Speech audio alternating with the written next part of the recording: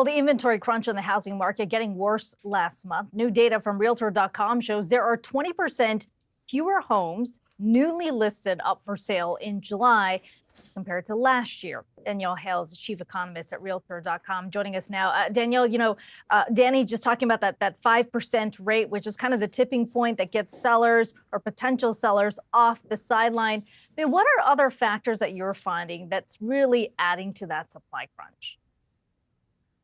I think the mortgage rate lock-in effect is a big one, but it plays into this overall affordability picture. So we look at the number of homes that are on the market right now, it's down. But then if we look at the number of homes that we've built over the last decade, it's really trailed the number of households that have created. The most recent data from the census, the housing vacancy survey, showed that homeowner vacancy is at a record low of 0.7%. There just aren't a lot of homes that are out there sitting empty, unused. And when you don't have slack in a market, which is very much the case in the housing market right now, you tend to see a lot of upward price pressure. And that's a challenge when mortgage rates are back getting close to long-term highs, close to 7% again, because already prices are high, borrowing costs are high. There's not a lot of affordability for buyers, and a lot of potential sellers are going to turn around and buy. So what's a problem for those buyers is also something that factors into a lot of seller decisions as well. So Danielle,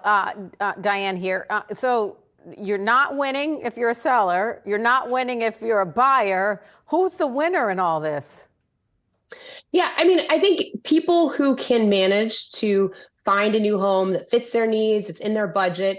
It's not easy, but it can be done. And those are people who can win. There are some advantages for buyers right now. The fact that there aren't a lot of homes for sale is not one of them, but there's less competition in the market right now because not everyone can navigate these higher home prices and higher mortgage rates.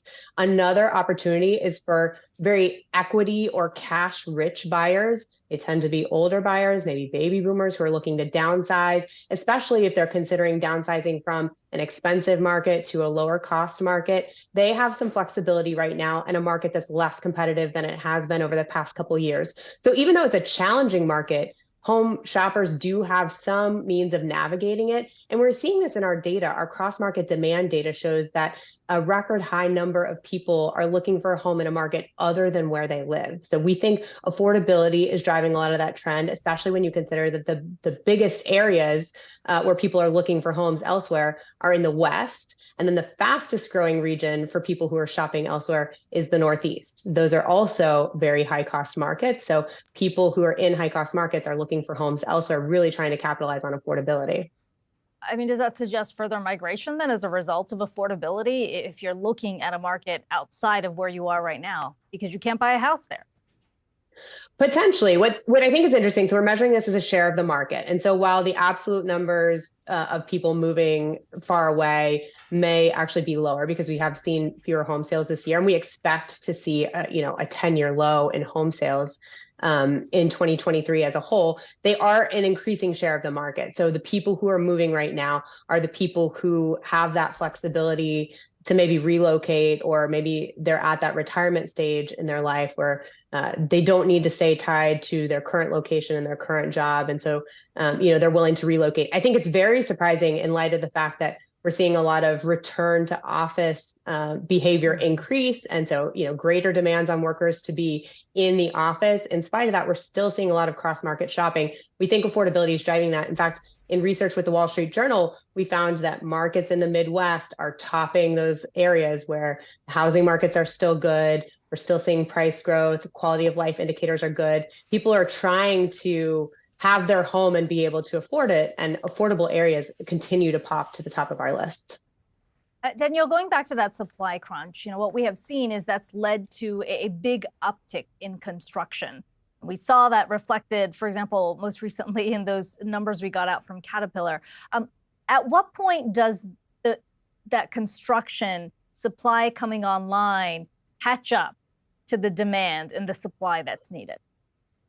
Yeah, I think just understanding the magnitude of the problem, depending on the assumptions you make about multifamily construction and single family construction, you can get anywhere from an estimate of like 2 to 6 million homes that we're short. And for context, we build about 1.5 million homes a year. So it's a huge hole. Even if all we did was build to fill the gap that exists, we're looking at a 2 to 5 year problem.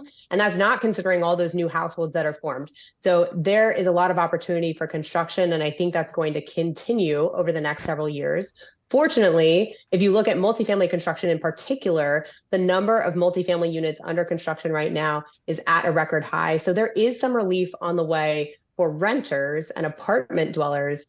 And single family construction has been relatively high, not at the peak of its range, but it could stand to benefit from some more construction as well. It is incredible to think that 2 to 6 million lag. That is a long time until we kind of see the catch up there. Danielle Hale, it's good to talk to you today, the chief economist at Realtor.com.